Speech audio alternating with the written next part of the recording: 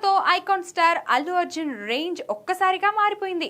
ఈ చిత్రంతో ఆయన మార్కెట్ కేవలం దక్షిణాదికే పరిమితం కాకుండా నార్త్ ఇండియాలోనూ తిరుగులేని క్రేజ్ ను సంపాదించుకుంది. ముఖ్యంగా పుష్ప 2 విడుదల సమయంలో బీహార్లో నిర్వహించిన గ్రాండ్ ట్రైలర్ లాంచ్ ఈవెంట్ కు వచ్చిన రెస్పాన్స్ అందరినీ ఆశ్చర్యపోయేలా చేసింది. ఆ తర్వాత బాలీవుడ్ తో పాటు బీహార్లోనూ దుమ్ము దులిపేసింది పుష్ప 2. దీంతో ప్రస్తుతం అల్లు అర్జున్ నటిస్తున్న రాకా చిత్రానికి అక్కడ భారీ పోటీ నెలకొన్నట్లు తెలుస్తుంది. డైరెక్టర్ అట్లీ దర్శకత్వంలో తెరకెక్కుతున్న రాకా మూవీపై బాలీవుడ్ ఆడియన్స్ లో భారీ అంచనాలు నెలకొన్నాయి. పుష్ప సిరీస్ తో వచ్చిన ఇమేజ్ ను దృష్టిలో ఉంచుకొని ఈ సినిమా హక్కుల కోసం నార్త్ డిస్ట్రిబ్యూటర్లు ఇప్పటి నుంచే క్యూ కడుతున్నారు.